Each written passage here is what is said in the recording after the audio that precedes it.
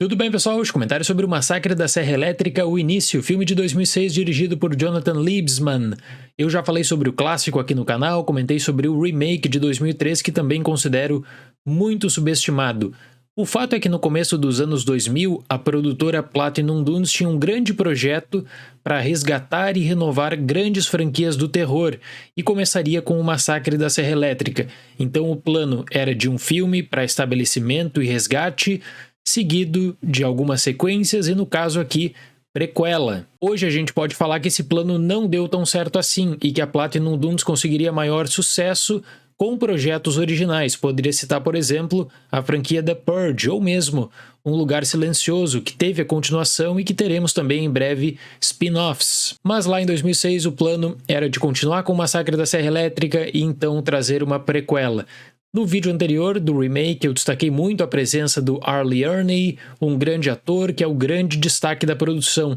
E é impressionante como um roteiro pode afetar, porque ele está no mesmo personagem, em uma situação muito parecida, mas o nível não é o mesmo. A qualidade geral dessa produção é muito baixa. E eu sempre achei curioso nesse filme, e ao revisitar ontem para trazer o comentário aqui no canal mais uma vez, notei a mesma coisa, que eles propõem a ideia de algo novo no título, o início, ou seja, você vai tratar do começo de tudo.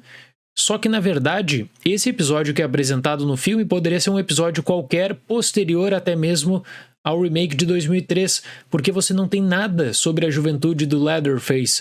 Você tem algumas passagens que poderiam ser aproveitadas em qualquer filme como flashback. Aí não adianta apenas tentar reestruturar coisas que deram certo em 2003, se o elenco não é bom, se não houve a preocupação com a ambientação e se existe também uma ruptura brusca de estilo.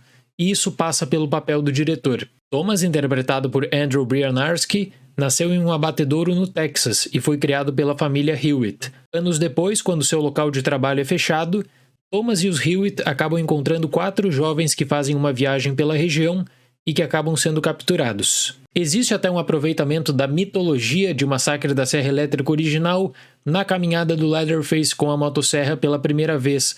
Ou seja, os roteiristas propõem alguns tributos até para não marcar uma ruptura drástica quanto à história, informações que haviam sido previamente informadas para o espectador em filmes anteriores, só que nunca haviam sido devidamente exploradas. Mas o maior problema é que esse filme de 2006 fala muito pouco sobre quem interessa, que é o Leatherface. E aí vai pelo caminho fácil de concentrar toda a atenção no grupo de jovens, que não tem carisma algum e que tem situações muito forçadas. E aí existe até o interesse sobre o Vietnã, se 2 jovens vão servir ou não. Na época de 2006, você até poderia fazer um paralelo desse discurso com a situação dos Estados Unidos, no caso de Iraque e Afeganistão. Mas fica só no básico mesmo, sabe? Nada é devidamente tratado na história. O mais absurdo é notar como um roteiro mal escrito afeta até mesmo grandes nomes. O R. Lee Ermey desenvolveu muito bem seu personagem em 2003. Tem a questão da estética pensada, da escuridão, e aqui nesse longa o papel do policial é explicado de qualquer forma, apelando muito mais pela boa impressão do filme anterior. Ou seja, o personagem dele se torna comum, deixa de ser destaque. A interação do Leatherface com a família Hewitt é qualquer coisa menos criativa. Além disso, existe o prolongamento do sofrimento e de situações de risco, porque senão o filme acabaria com 25 minutos. Então eles precisam prolongar o máximo possível para fechar com 90 minutos de duração. E eu acredito que nesse caso a mudança de direção foi muito prejudicial, porque colocaram um diretor inexperiente com 2 diferentes tipos de peso para carregar nas costas. Primeiro, toda a simbologia e mitologia de Massacre da Serra Elétrica original. Mesma coisa que havia ocorrido em 2003. Só que além disso, já existia uma base estética, já existia uma base do remake que deveria ser seguida, só que isso não é feito. Como eu falei no vídeo anterior, eu gosto muito do trabalho de ambientação do Marcus Nispel, e eu vejo que no filme de 2006 o diretor tentou usar muita violência e muito gore apenas para apagar algumas impressões negativas e até mesmo alguns buracos de roteiro. A questão do título, Massacre da Serra Elétrica, o início. O que você tem de prequela nesse filme, na verdade? Não tem absolutamente nada. Você não tem nada sobre Leatherface, sobre suas características, personalidade, juventude. Essa história que é apresentada em 69 poderia tranquilamente ser um episódio sequência do filme de 2003, e aí você voltaria com flashbacks para poucos minutos. Por quê?